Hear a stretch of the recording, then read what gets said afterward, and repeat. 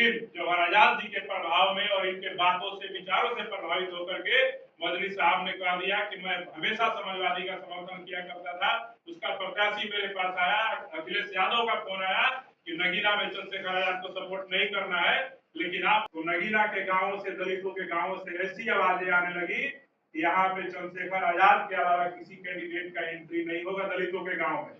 और जब ये मंजर वहां पे स्टार्ट हुआ तो वहां के मुसलमानों ने भी मन बनाना स्टार्ट किया कि भाई दलित समाज का यहाँ पे 4 लाख वोट है और 4 लाख दलित में से 90% दलित कह रहा है कि हम चंद्रशेखर आजाद को वोट देंगे। तो मुस्लिम समाज ने भी बोला कि चंद्रशेखर हमारे समाज के लिए बड़ी लड़ाई लड़ा है। जिंदाबाद जिंदाबाद जिंदाबाद जिंदाबाद जिंदाबाद जिंदाबाद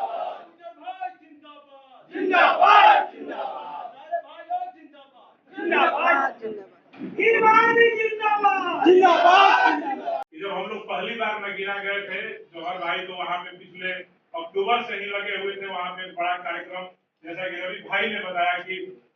चंद्रशेखर आजाद सिर्फ अकेले और अपने दम पे नहीं है, उनके पीछे हजारों लोगों का समर्थन है, सहयोग है। और उसी में से एक सहयोग हमारे पार्टी के प्रदेश अध्यक्ष, जिनको आप लोग समय समय पे फेसबुक पे, सोशल मीडिया पे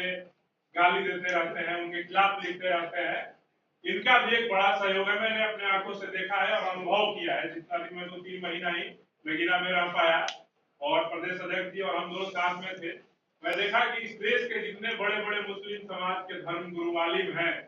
जिनको इस देश के मुसलमान जिनके इशारों पे वोट को इधर से उधर मोड़ देते हैं, उन सबको चंद्रशेखर आजाद के पीछे खड़ा रहने के लिए कोई शख्स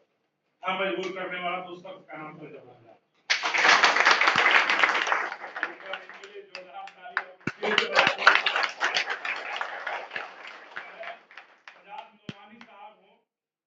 जिन्होंने वामसेफ जैसे बड़े संगठन को इस देश में खड़ा करने में, उसको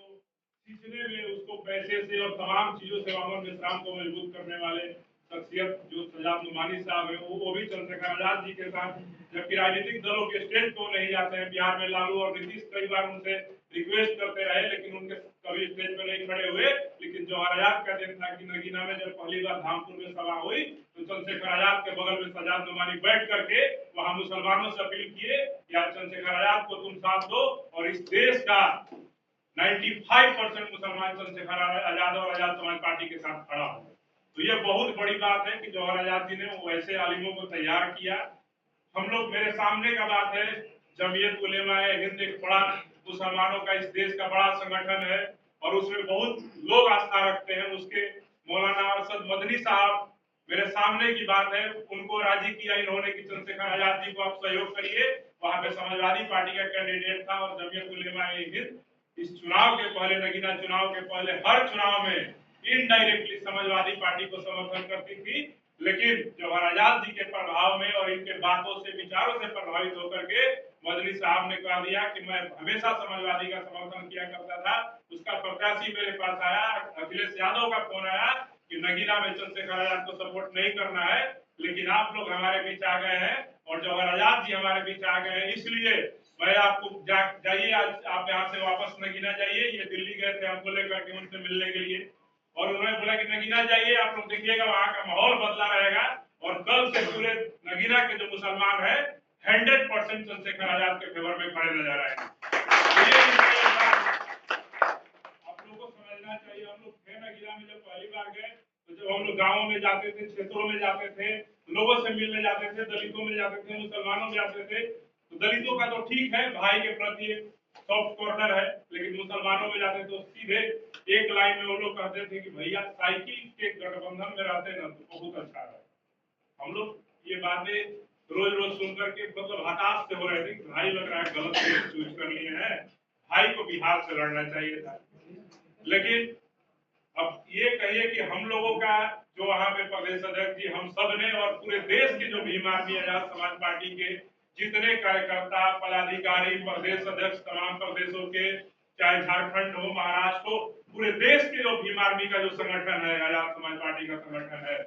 सारे जिला अध्यक्ष, जिला प्रभारी, प्रदेश अध्यक्ष और तमाम बड़े पदाधिकारी जो थे, सब लोग नगीना जब आ गए और सब लोग जब वहां पे घूमना स्टार्ट किए और दलितों को जाकर के सबसे पहले उन लोगों ने तैयार करने का काम किया क्योंकि चंद्रशेखर जी बोले कि मैं मुसलमानों के यहाँ वोट तभी मांगने जाऊंगा जब हमारा समाज 90% खड़ा होकर के बोलेगा कि चंद्रशेखर मैं तुम्हें ही वोट दूंगा, मैं बसपा को वोट नहीं दूंगा।